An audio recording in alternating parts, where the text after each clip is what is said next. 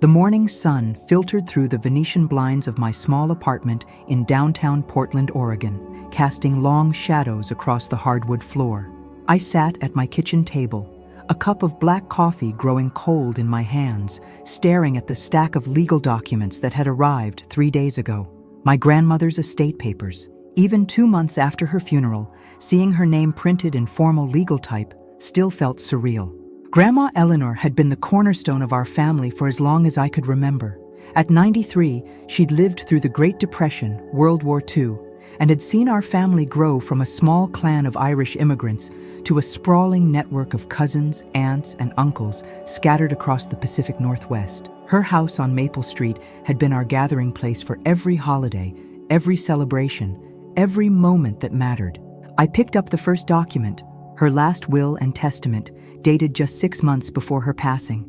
The executor's letter explained that I needed to review these papers as one of the beneficiaries. My hands trembled slightly as I read through the formal language. According to this will, my sister Sarah was to inherit the family house, grandmother's jewelry collection, and the bulk of her savings account, nearly $340,000. I was left with some personal effects and a small cash amount of $15,000. At first, I felt nothing but acceptance. Sarah had always been closer to Grandma Eleanor. She'd visited every weekend, helped with grocery shopping, and had even moved back to Oregon from California 2 years ago, specifically to care for our aging grandmother. It made sense that she would be the primary beneficiary. I'd been busy with my career as a graphic designer, often working late nights and weekends, missing family dinners and important moments. But something nagged at me as I continued reading. The signature at the bottom of the will looked different. I'd seen Grandma Eleanor's signature countless times, on birthday cards, Christmas gifts, and family photos she'd send in the mail. Her handwriting had always been distinctively elegant, with a particular flourish on the E in Eleanor. This signature seemed shakier, less confident. Given her age, I initially dismissed it as the natural result of arthritis and declining motor skills. I was about to set the papers aside when I noticed something else: the witness signatures. Both witnesses were listed as employees of Evergreen Legal Services, a law firm I'd never heard Grandma Eleanor mention. She'd always used the same attorney, Mr. Peterson, who'd handled her affairs for over 20 years. He'd helped her with property transfers, updated her will when Grandpa passed away, and had even attended Grandma's funeral. Why would she suddenly switch lawyers for something as important as her final will? Curiosity getting the better of me, I grabbed my laptop and searched for Evergreen Legal Services, Portland, Oregon. The search results were sparse, just a basic website with minimal information, no client testimonials, and no substantial online presence. For a law firm handling estate planning, this seemed unusual. Most established firms in Portland had robust websites, client reviews, and professional profiles. I decided to call Mr. Peterson's office. His secretary, Mrs. Chen, had known our family for years and always remembered to ask about my work and life updates whenever I called. "Oh, hello, dear," Mrs. Chen said warmly when she recognized my voice. "How are you holding up? We were all so sorry about Eleanor's passing. She was such a wonderful woman." "Thank you, Mrs. Chen. That's actually why I'm calling. I received some estate documents, and I noticed they weren't from Mr. Peterson's office. Did Grandma Eleanor switch attorneys recently?" There was a pause on the other end of the line. "That's strange. She was just here in January, about 2 weeks before she passed away. She wanted to review her will and make sure everything was still in order. She seemed quite concerned about making sure her wishes were properly documented." My heart skipped a beat. "She was there in January? To review her will?" "Yes, she specifically wanted to ensure that both you and Sarah were fairly provided for. She mentioned something about wanting to split the house proceeds between both of you, and she was very clear about her jewelry collection going to you since you'd always admired her grandmother's ring." The coffee cup slipped slightly in my hands. "Mrs. Chen, are you certain about this? The will I received shows Sarah inheriting almost everything." "Oh my." Mrs. Chen's voice carried a note of concern. "That doesn't sound right at all. Would you like me to check our files? Eleanor definitely left here with peace of mind about her arrangements. Please, if you could check, I would really appreciate it." I waited, hearing the sound of filing cabinets opening and papers rustling in the background. The minutes felt like hours. "I'm looking at her file now," Mrs. Chen said, her voice taking on a more serious tone. According to our records, Eleanor's will specifies that the house should be sold and the proceeds split equally between you and Sarah. Her jewelry collection was to go to you specifically, and her savings were to be divided equally as well. The will we have on file is dated January 15th, just 2 weeks before her passing. The room seemed to spin around me. Mrs. Chen, could you fax me a copy of that will? I think there might be a serious problem here. Of course, dear. I'll send it right over. And I think you should probably speak with Mr. Peterson about this as soon as possible. After hanging up, I sat in stunned silence, staring out at the Portland skyline. The rain had started, typical for October, creating rivulets down my apartment windows. The city noise from the street below, car horns, bus engines, the chatter of pedestrians, seemed muffled and distant. 20 minutes later, my fax machine churned to life. As the pages emerged, I felt my stomach sink with each line I read. This will was completely different from the one I'd received. According to Mr. Peterson's documents, Grandma Eleanor had indeed intended for the house to be sold and split between Sarah and me. The jewelry collection, including the antique diamond ring that had belonged to my great-great-grandmother, was specifically designated for me. The savings account was to be divided equally, but the most shocking revelation was the date. This will was dated January 15th, nearly 5 months after the official will I'd received, which was dated August 20th. In legal terms, the most recent will should supersede any previous versions. I compared the signatures side by side. The January will bore Grandma Eleanor's unmistakable elegant script, complete with her characteristic flourish. The August will's signature looked like a poor imitation, similar enough to pass casual inspection, but clearly different when examined closely. My hands were shaking as the implications became clear. Someone had forged an earlier will to override Grandma Eleanor's true final wishes. And given that Sarah was the primary beneficiary of the forged document, she was the most obvious suspect. The betrayal hit me like a physical blow. Sarah, my sister, my only sibling, had potentially committed fraud to steal from both me and our grandmother's memory. We'd grown up together in the same small house in Beaverton, sharing bedrooms, clothes, and secrets. She'd been my maid of honor at my wedding, and I'd been there for her through her difficult divorce 3 years ago. But as I thought about it more, troubling details began to make sense. Sarah's sudden move back to Oregon had surprised everyone in the family. She'd had a successful marketing career in San Francisco, a nice apartment, and a stable life. Her explanation had been that she wanted to spend more time with Grandma Eleanor, which we'd all admired. But now I wondered if there had been more calculated motives. I also remembered how Sarah had been unusually insistent about handling all of Grandma Eleanor's affairs after the funeral. She'd organized the service, contacted the banks, and had been the one to interface with the estate attorney. At the time, I'd been grateful for her taking charge during such a difficult time.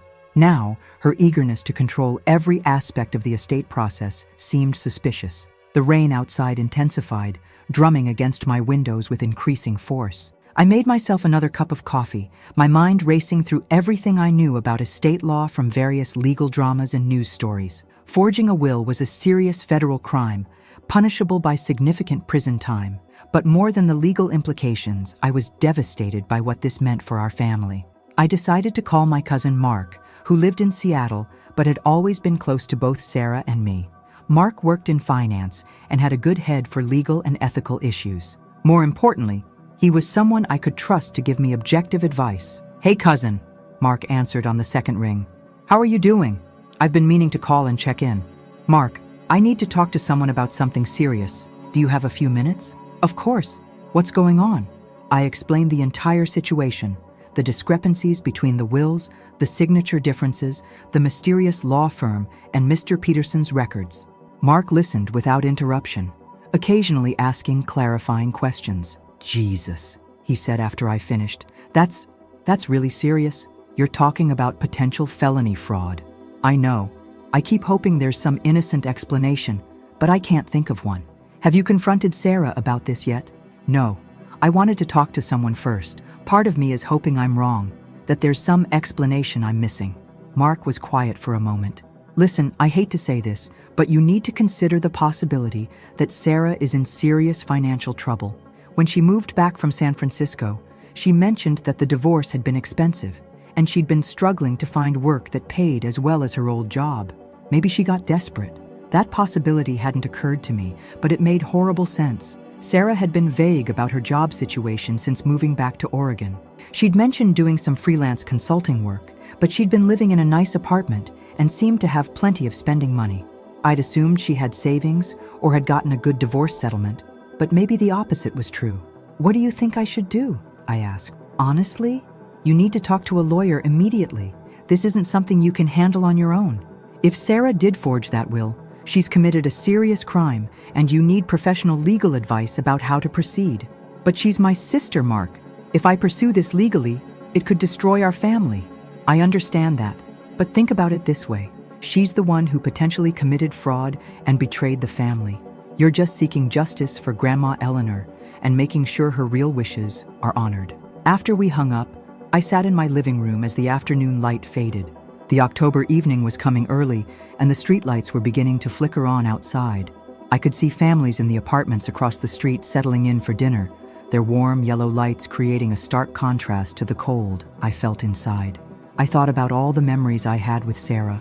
Growing up, she'd been my protector, standing up to bullies at school, and always including me in her group of friends, even though I was 2 years younger. When I'd gotten married, she'd spent hours helping me plan every detail of the wedding. When her marriage had fallen apart, I'd let her stay in my guest room for 2 weeks while she figured out her next steps. How could someone I'd trusted so completely betray not just me, but our grandmother's memory? I picked up my phone and scrolled to Sarah's contact information. We'd texted just a few days ago about meeting for coffee this weekend. Looking at those messages now, her casual tone and normal sister-like behavior seemed almost sinister. How could she act so naturally while potentially sitting on such a massive lie? Instead of calling her, I decided to do more research. I spent the next several hours online, learning about estate fraud, will forgery, and the legal processes involved in challenging estate documents. What I learned was both encouraging and terrifying. The good news was that will contests were not uncommon, and courts took allegations of forgery very seriously. There were established procedures for authenticating documents, including handwriting analysis and witness testimony.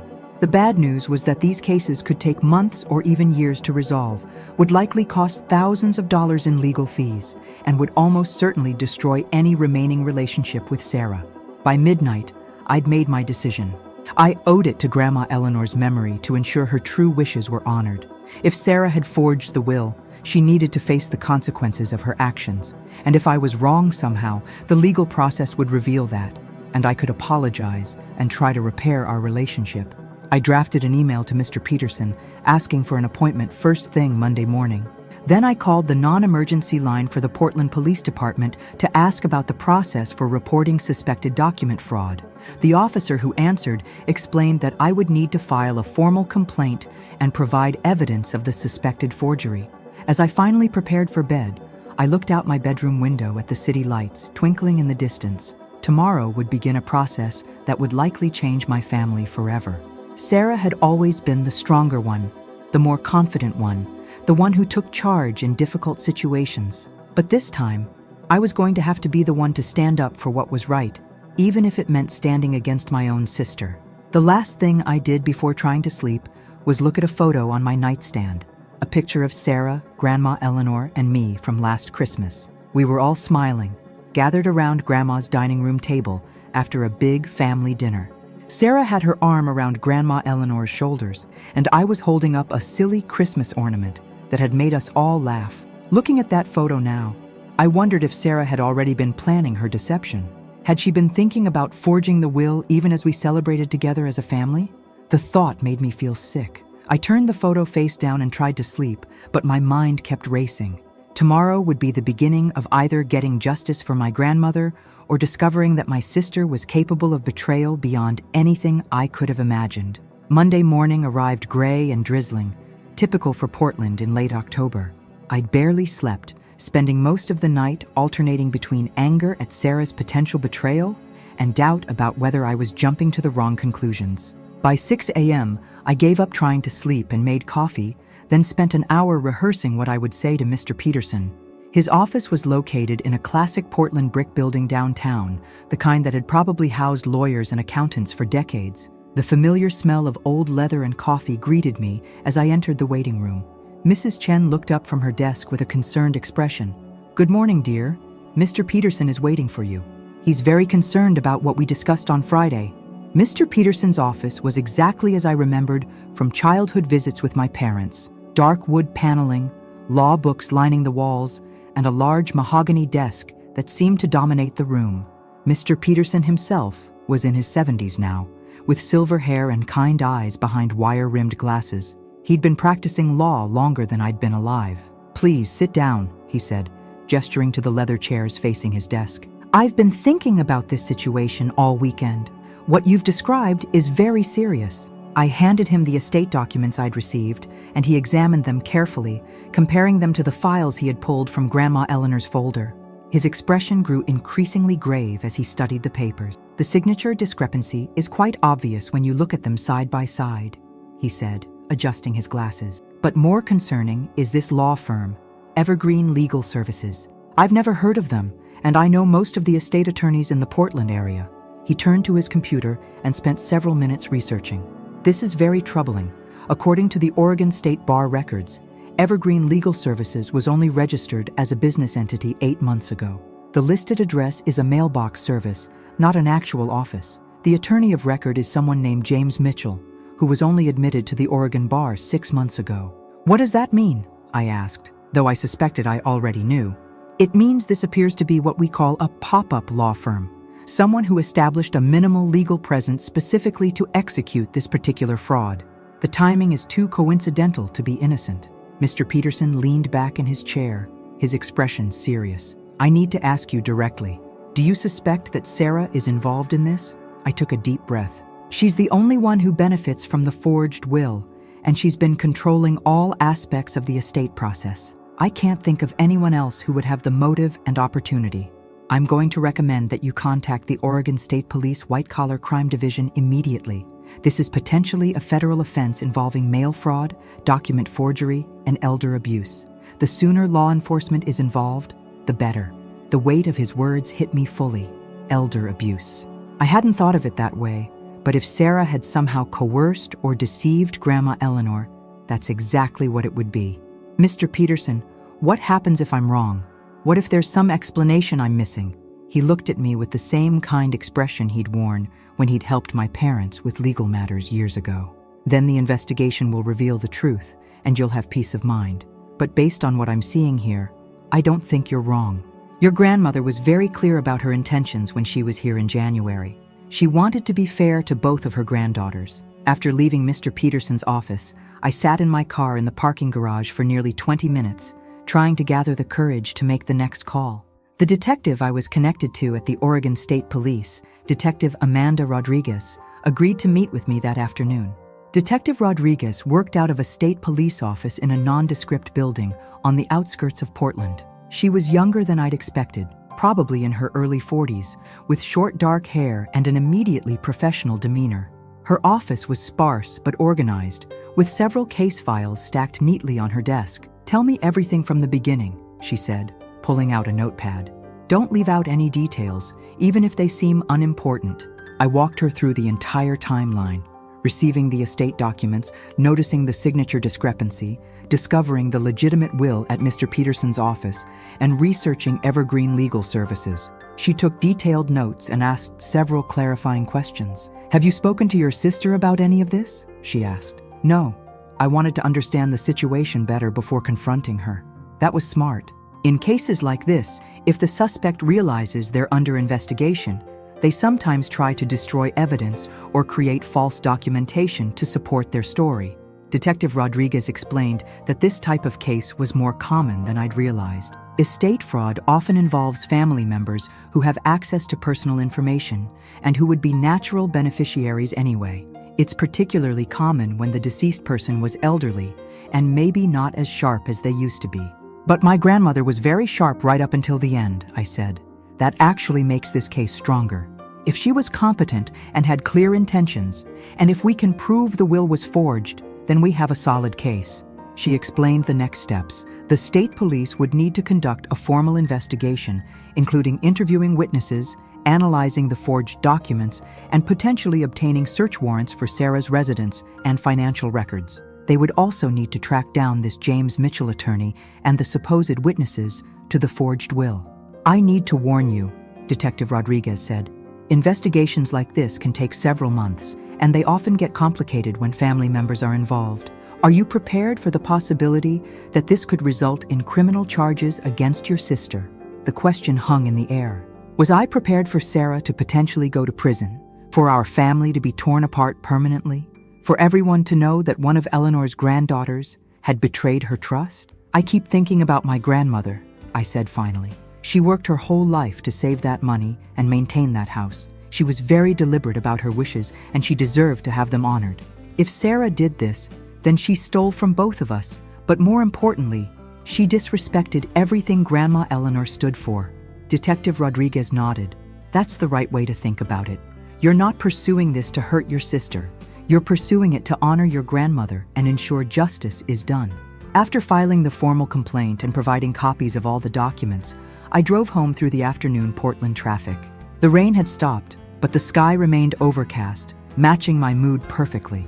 I felt like I was living in a strange alternate reality where everything familiar had become suspicious and uncertain. That evening, my phone rang. It was Sarah. "Hey sis," she said in her usual cheerful tone. "I was thinking we could meet for dinner tomorrow night. There are some final estate details I wanted to go over with you, and I thought it would be nice to catch up." Hearing her voice, so normal and sisterly, made my chest tighten with emotion. "Estate details?" I managed to ask. "Yeah, just some paperwork from the lawyer. Nothing complicated, but I want to make sure you're comfortable with everything before we finalize the probate process." The irony was overwhelming. She wanted to meet to discuss the very fraud she'd potentially committed, probably to get my signature on documents that would legitimize her theft. "Sure," I said, trying to keep my voice steady. "Where did you want to meet? How about that Italian place on Hawthorne? Giuseppe's? Around 7? "Sounds good. I'll see you then." After hanging up, I immediately called Detective Rodriguez to tell her about the meeting. "This is actually good timing," she said. "We're going to need you to be very careful about what you say.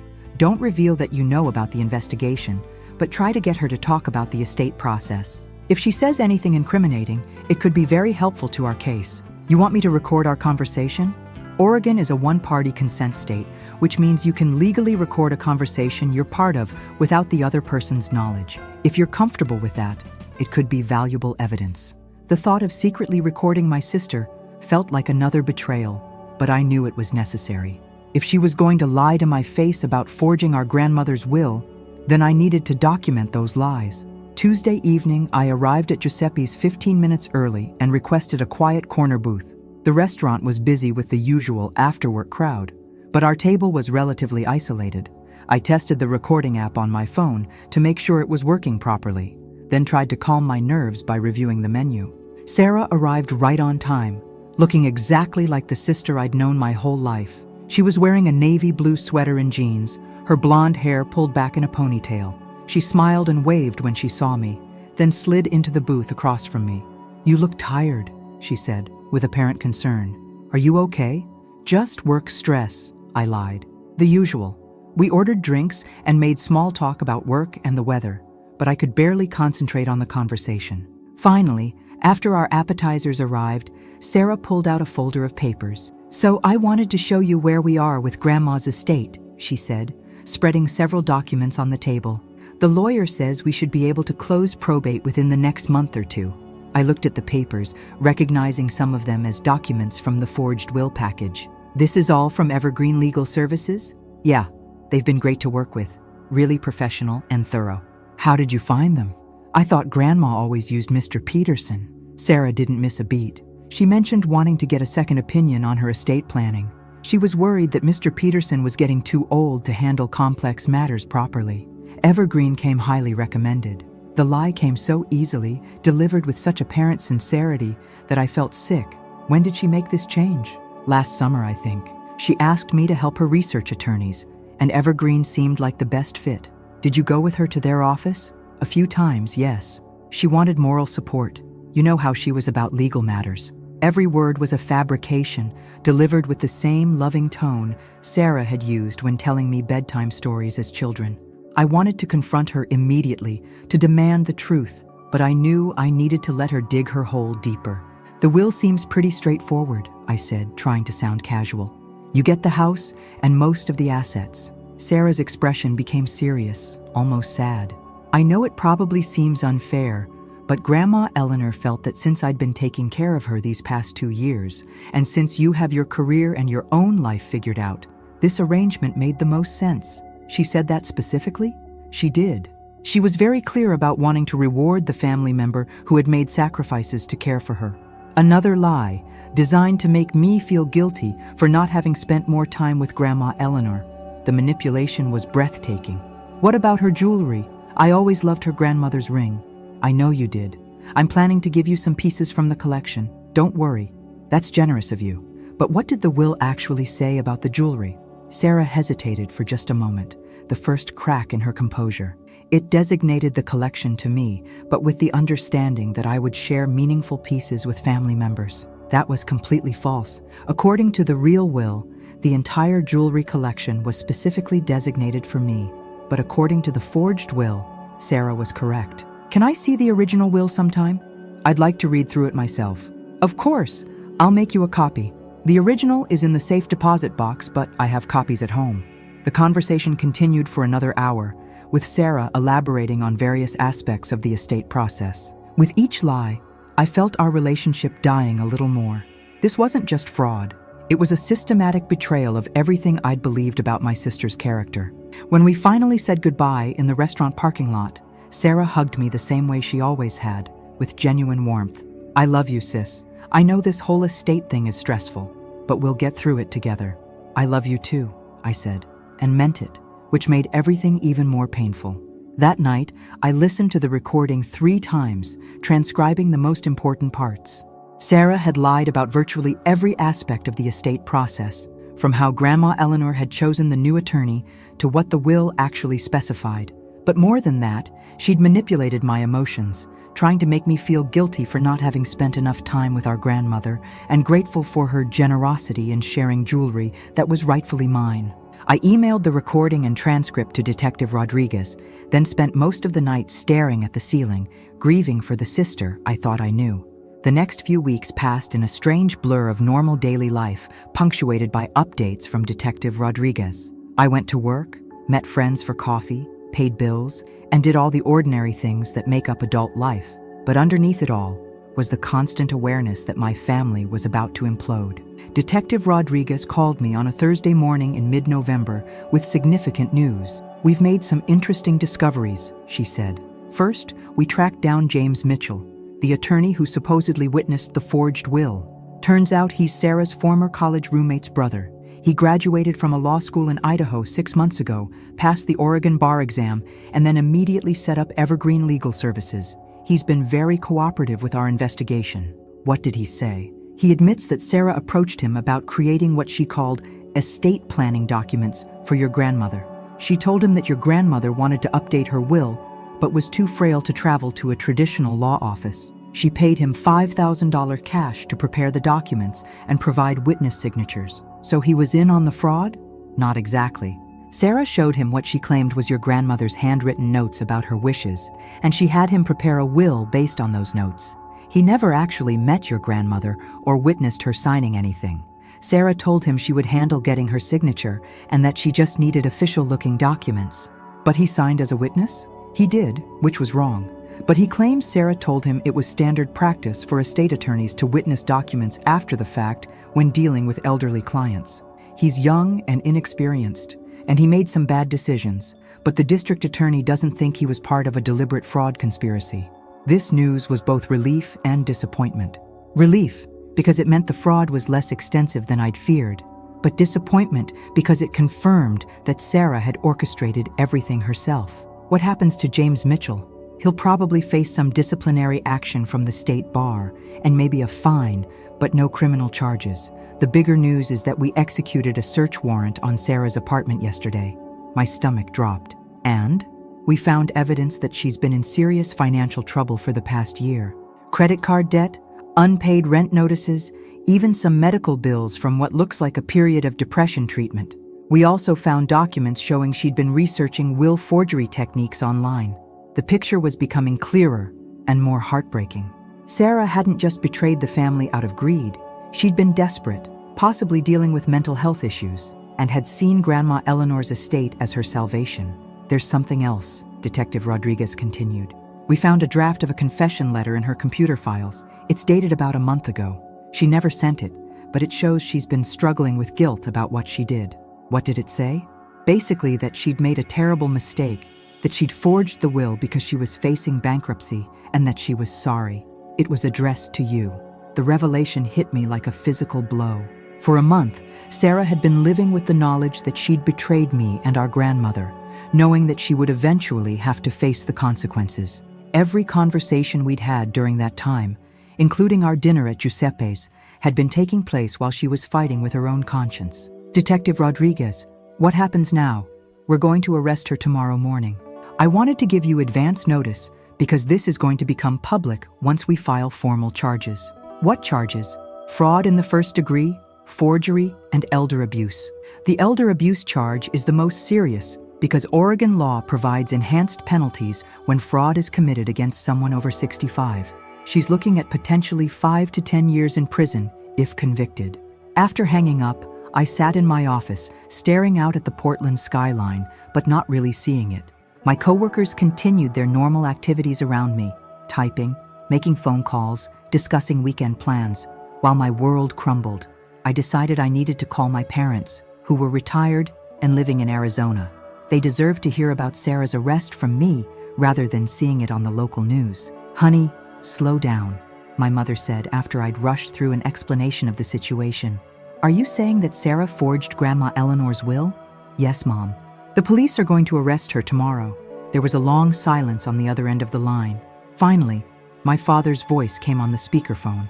"This is unbelievable. Sarah wouldn't do something like this." "Dad, I have all the evidence. She admitted to lying about the estate process, the attorney was her friend's brother, and the police found research about will forgery on her computer." "But why would she do this?" my mother asked, her voice breaking. "We raised her better than this." I explained what Detective Rodriguez had told me about Sarah's financial problems and the possible depression. "I think she got desperate and made a terrible decision. We need to come home," my father said. "Sarah's going to need our support, and you're going to need us too." "Dad, she committed fraud. She stole from Grandma Eleanor and from me.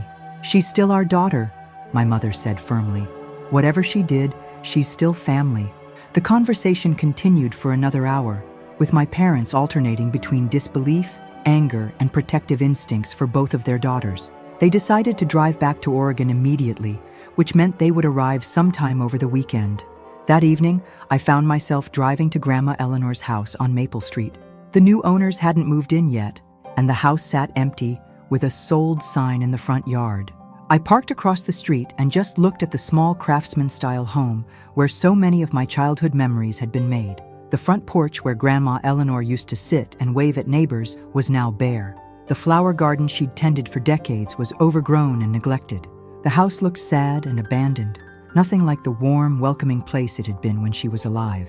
I thought about all the Sunday dinners we'd shared around her dining room table, the Christmas mornings when she'd insist on making breakfast for everyone before we opened presents, the summer afternoons when she'd taught me to knit on that same front porch. Sarah had been part of all those memories too. My phone buzzed with a text message. It was from Sarah. "Hey, want to grab coffee this weekend? I have something I need to talk to you about." I stared at the message for a long time. She knew her arrest was imminent, either because she was expecting it or because someone had tipped her off. This was probably her last chance to confess before the legal system took over. I texted back, "Sure. Sunday morning? Perfect. Stumptown on Division Street at 10 a.m. See you there." I spent the rest of the evening wondering if I should warn Detective Rodriguez about the meeting. Ultimately, I decided against it. If Sarah wanted to confess, that was her choice. If she wanted to lie some more, I'd already recorded one conversation with her, and I could do it again. Friday morning came and went without any word from Detective Rodriguez about the arrest. I wondered if something had gone wrong or if Sarah had somehow fled. But around 3 p.m., my phone rang. "We have a problem," Detective Rodriguez said. "When we went to arrest Sarah this morning, she wasn't at her apartment. Her landlord said she packed up and left sometime during the night. Her car is gone, and she's not answering her phone. She's running? It looks that way. We've issued a bolo. Be on the lookout for her and her vehicle. Her bank records show she withdrew $3,000 cash yesterday, which is probably enough to stay hidden for a while if she's careful. My heart sank. The Sarah I'd grown up with would never run from her problems. She'd always been the one to face difficult situations head on, to take responsibility for her mistakes. The fact that she was now fleeing from the consequences of her actions showed just how far she'd fallen. What about our coffee meeting on Sunday? She'll probably try to contact you. If she does, we need you to convince her to turn herself in.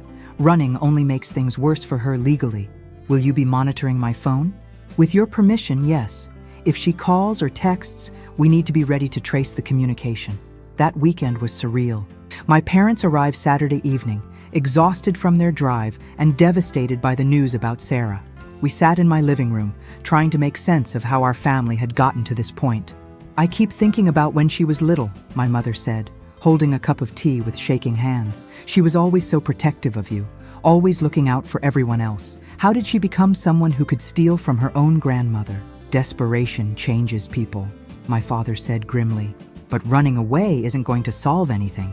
It's just going to make everything worse. Sunday morning arrived, and I went to Stumptown Coffee as planned, even though I didn't expect Sarah to show up. I ordered a latte and sat at a corner table, watching the typical Portland Sunday crowd. Young professionals with laptops, families with strollers, couples reading the newspaper together. At exactly 10 a.m., my phone buzzed with a call from an unknown number. Hello? It's me. Sarah's voice was barely above a whisper. Sarah, where are you? I can't tell you that, but I needed to call. I needed to explain. Then come meet me. I'm at Stumptown like we planned. I can't. The police are looking for me, aren't they? There was no point in lying. Yes, they are.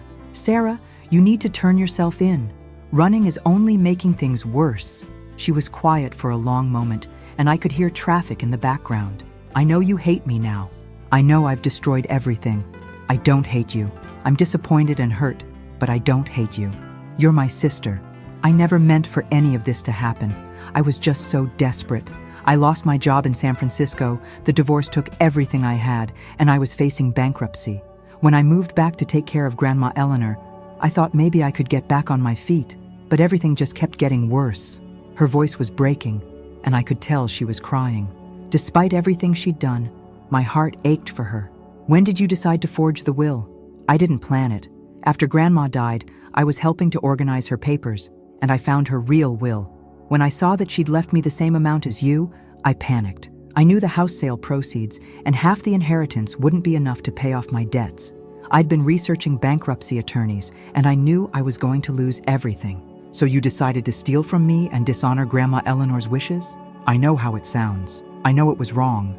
But I was looking at losing my apartment, having my car repossessed, maybe even having to declare bankruptcy. I thought if I could just get enough money to pay off my debts, I could start over and nobody would ever have to know. But people did have to know, Sarah. The attorney, the witnesses, the probate court. You involved other people in your fraud. James Mitchell didn't know what he was doing. I told him it was all legitimate, and I was planning to pay him back the $5,000 once the estate was settled. That doesn't make it right. I know. I've known it was wrong every single day since I did it. I kept telling myself I would find a way to make it right, that maybe I could give you some of the money later, but I knew I was lying to myself. The conversation was being recorded by the police, and I knew I needed to encourage her to surrender, but I also wanted to understand how my sister had become someone capable of such betrayal. What changed your mind about confessing? Detective Rodriguez said you wrote a letter to me. I've been writing that letter for weeks, trying to find the words to explain what I did and why I did it. But every time I tried to send it, I couldn't face the thought of you knowing what kind of person I'd become. You're not a terrible person, Sarah. You made terrible choices, but that doesn't define who you are entirely. Yes, it does. I stole from our grandmother's memory. I lied to you, to our parents, to everyone. I involved an innocent attorney in fraud. I dishonored everything our family stands for. Then make it right. Turn yourself in. Take responsibility for what you did. And go to prison? Destroy my life completely? Your life is already destroyed by running. At least if you surrender, you can start the process of making amends. She was quiet for several minutes. I could hear her crying softly. "I'm scared," she finally whispered. "I know you are, but facing the consequences is the only way to begin moving forward. Will you still be my sister? After everything I've done?" The question broke my heart. "I'll always be your sister. That doesn't mean I'm not angry or hurt, and it doesn't mean there won't be consequences for what you did, but you're still family. I need some time to think. Sarah, don't take too long. Every day you run makes things worse for you legally. And Mom and Dad are here. They want to help you through this. They must be so ashamed of me. They're heartbroken, but they love you. We all love you. I have to go. I'll call you again soon." "Sarah, wait." But the line went dead. I sat in the coffee shop for another hour, staring at my phone and hoping she would call back. Detective Rodriguez called within minutes of my conversation ending. "We traced the call to a cell tower near the Oregon-California border," she said. "She's probably heading south, maybe to Los Angeles or San Diego, where she can blend in more easily.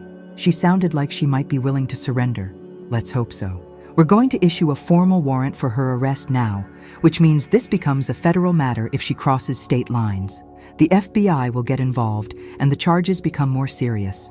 "How much more serious?" "Federal wire fraud charges carry longer sentences than state fraud charges. If she's convicted in federal court, she could be looking at 10 to 15 years instead of 5 to 10. That evening, I had dinner with my parents at a quiet restaurant near my apartment.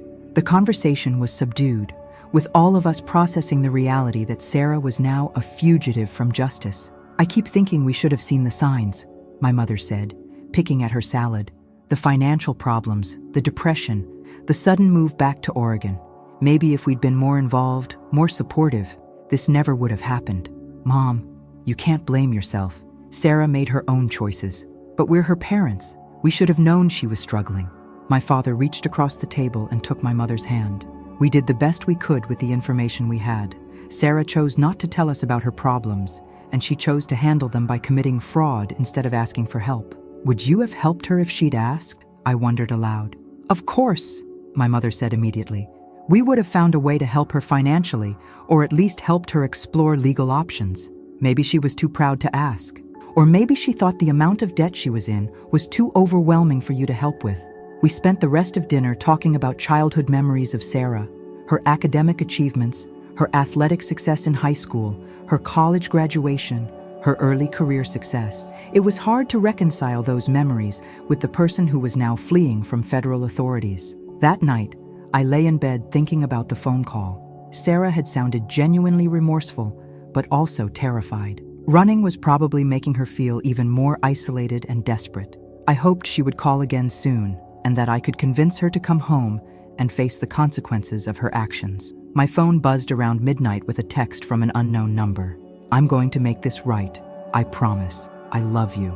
I immediately forwarded the message to Detective Rodriguez and tried calling the number back, but it went straight to voicemail. Sarah had probably bought a burner phone and was planning to discard it after sending the message. The text could mean she was planning to surrender, or it could mean something more ominous. People facing overwhelming legal problems sometimes made desperate final decisions. I spent the rest of the night awake, worried about my sister's safety and mental state. The call came at 6:47 a.m. on Tuesday morning. I was getting ready for work when Detective Rodriguez called with news that would change everything. "Sarah turned herself into the FBI field office in Sacramento about an hour ago," she said. "She had an attorney with her and issued a full confession." I sat down heavily in my kitchen chair, relief flooding through me. "Is she okay?" "Physically, yes. Emotionally, she's pretty shaken up. Her attorney says she's been planning to surrender since Sunday night. She spent yesterday driving around California, trying to work up the courage. What happens now? She'll be transported back to Oregon today. Because she surrendered voluntarily and provided a full confession, the prosecutors are willing to consider a plea agreement that would reduce her potential sentence." "How much of a reduction?" "Instead of 10 to 15 years, she might be looking at 3 to 5 years, with the possibility of serving part of the sentence in a minimum security facility." It was still a significant prison term, but it was far better than what she would have faced if she'd continued running. "When can I see her?" "She specifically asked to speak with you. Her attorney has arranged for a meeting this afternoon at the federal courthouse." I called in sick to work and spent the morning trying to prepare myself emotionally for seeing Sarah. My parents drove up from their hotel, and we met at the federal courthouse in downtown Portland at 2 p.m. The courthouse was an imposing building with classical columns and marble floors that echoed with every footstep. We were led to a small conference room where Sarah's attorney, a middle-aged woman named Linda Chen, was waiting. "Your sister is very lucky to have a family that cares about her," Ms. Chen said after introducing herself. "A lot of defendants in fraud cases find themselves completely isolated. Having family support will be important both for the legal proceedings and for her psychological recovery." "What exactly did she confess to?" my father asked. "Everything. Forging the will, manipulating the attorney, lying to family members about the estate process. She's also provided information about her financial problems that led to the fraud, which helps establish mitigating circumstances." Mitigating circumstances? Factors that might reduce her sentence. The fact that she was facing financial desperation, that she's never been convicted of a crime before, that she surrendered voluntarily, and that she's shown genuine remorse. All of those things work in her favor. When Sarah was brought into the room, I was shocked by her appearance. She'd lost weight, her hair was unkempt, and she looked like she hadn't slept in days. She was wearing an orange jail jumpsuit and handcuffs, which were removed once she was seated at the table. "Hi," she said quietly, not making eye contact with anyone. My mother immediately went to her and hugged her tightly. "We love you, honey. We're going to get through this together." Sarah began crying immediately. "I'm so sorry. I'm so sorry for everything I put you all through." We spent the next hour talking, really talking. For the first time since the fraud had been discovered, Sarah explained in detail how her financial problems had developed, how the divorce had been more expensive than anyone knew, how she'd been too proud to ask for help, and how the opportunity to forge the will had seemed like her only way out. "I knew it was wrong every step of the way," she said, "but I kept telling myself it was temporary, that I would find a way to make it right later. I was lying to myself as much as I was lying to everyone else." "Why didn't you just ask us for help?" my father asked. "Because I was ashamed. I was supposed to be the successful one, the one who had her life figured out. I couldn't admit that I'd failed so completely." I asked the question that had been bothering me the most. "When you were taking care of Grandma Eleanor, were you already planning the fraud?" "No, absolutely not. I genuinely moved back to help her, and I genuinely loved spending time with her. The fraud didn't occur to me until after she died and I was going through her papers. That's when I realized how desperate my situation really was. But you spent months lying to me about it. You had dinner with me and lied to my face about everything." Sarah looked directly at me for the first time. That was the worst part. Every conversation we had, I was dying inside, knowing what I had done and knowing I was making it worse by continuing to lie. I wanted to confess so many times, but I was too scared. "What finally made you decide to run?" "When you started asking specific questions about the will and the attorney, I knew you were getting suspicious. Then I realized the police were probably involved, and I panicked. Running was stupid. It just made everything worse, but I wasn't thinking clearly." Ms. Chen explained the likely timeline for Sarah's case. She would be arraigned later that week, where she would formally enter a guilty plea. The sentencing hearing would probably take place in 2 to 3 months, which would give time for the probation department to prepare a pre-sentence report and for character witnesses to be organized. The prosecution has indicated they're willing to recommend a sentence at the lower end of the guidelines because of Sarah's cooperation and genuine remorse, Ms. Chen said. "But she's still looking at significant prison time." "How significant?" I asked. "Probably 3 to 4 years, with the possibility of serving the last year in a halfway house if she demonstrates good behavior." After the meeting, my parents and I sat in a coffee shop near the courthouse, trying to process everything we'd learned. Sarah's confession had answered most of our questions, but it had also highlighted how much pain she'd been carrying alone. "I feel like we failed her," my mother said, stirring her coffee absently. "She was struggling so much, and we had no idea." "She chose not to tell us," my father replied. "We can't help someone who doesn't let us know they need help." "But maybe we should have been more perceptive. Maybe we should have pushed harder when she seemed evasive about her job situation." I thought about my own interactions with Sarah over the past 2 years. There had been signs: her vagueness about work, her apparent financial stability despite being unemployed, her eagerness to control the estate process. But I'd been so focused on my own life that I hadn't paid enough attention to the inconsistencies. "We can't change what happened," I said, "but we can be there for her now." Over the next few weeks, our family began the long process of healing and supporting Sarah through the legal proceedings. My parents moved back to Oregon temporarily to be closer to her. I visited her in jail twice a week, and we slowly began rebuilding our relationship based on honesty rather than the lies that had defined our interactions for months. Sarah's arraignment was straightforward. She pled guilty to all charges and waived her right to a trial. The judge was impressed by her cooperation and remorse, but made it clear that the seriousness of her crimes required significant punishment.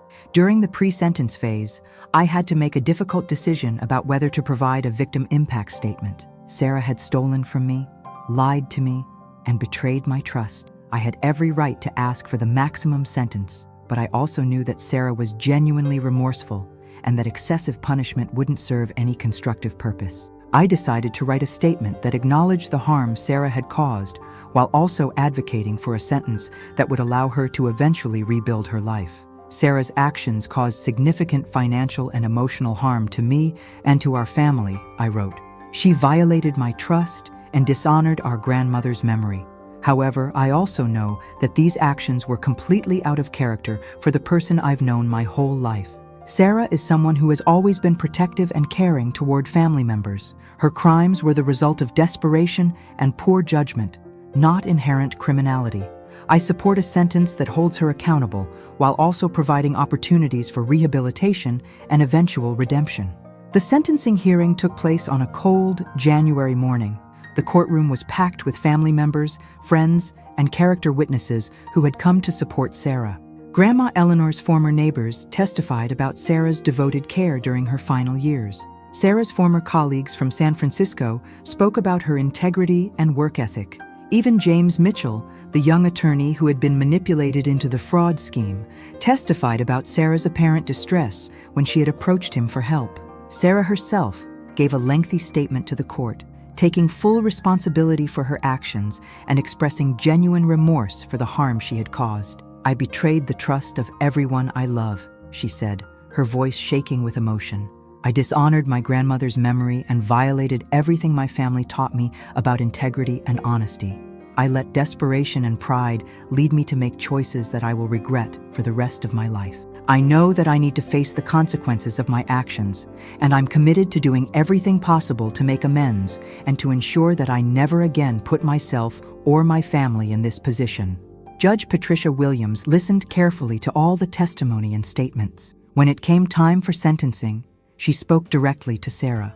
"Ms. Anderson, what you did was a serious violation of trust that strikes at the heart of family relationships and the integrity of our legal system. You forged legal documents, lied to family members, and manipulated a young attorney into participating in your scheme.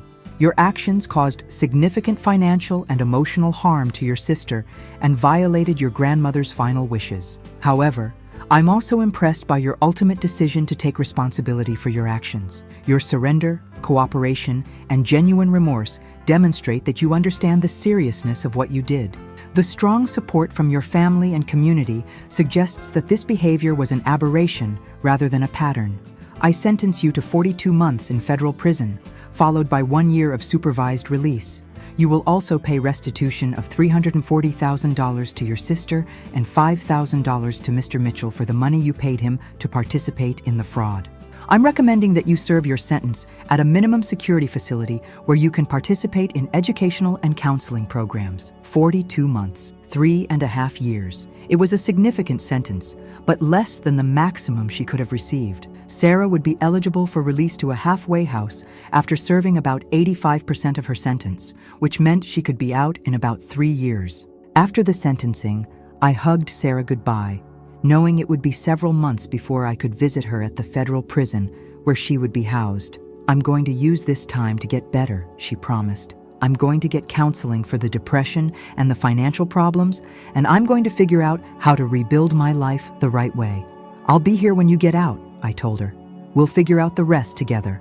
6 months later, I received a letter from Sarah at the Federal Correctional Institution in Dublin, California. She was participating in a financial literacy program, working in the prison library, and meeting regularly with a counselor to address the depression and anxiety that had contributed to her poor decisions. "I'm learning things about myself that I never understood before," she wrote. "I'm learning how to ask for help when I need it, how to be honest about my limitations, and how to make better decisions even when I'm under pressure. I know I can't undo what I did, but I'm committed to becoming someone who would never make those choices again."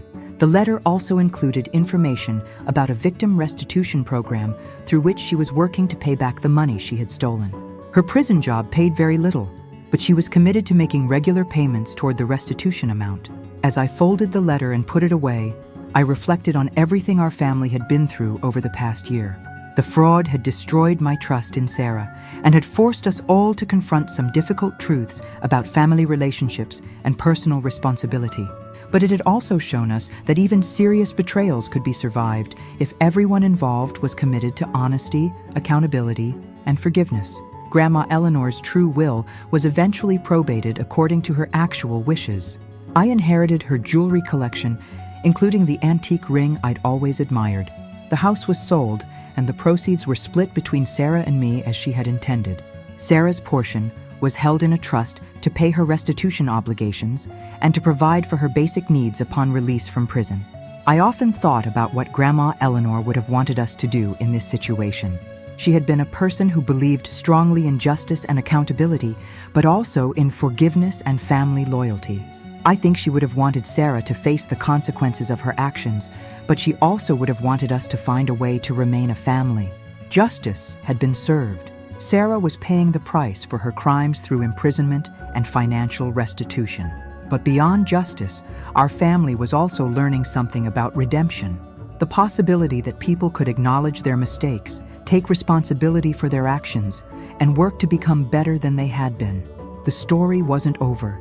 Sarah still had more than 2 years left to serve, and rebuilding our relationship would take time and continued effort from both of us. But for the first time since discovering the forged will, I felt hopeful that we could eventually move forward as a family, stronger and more honest than we had been before.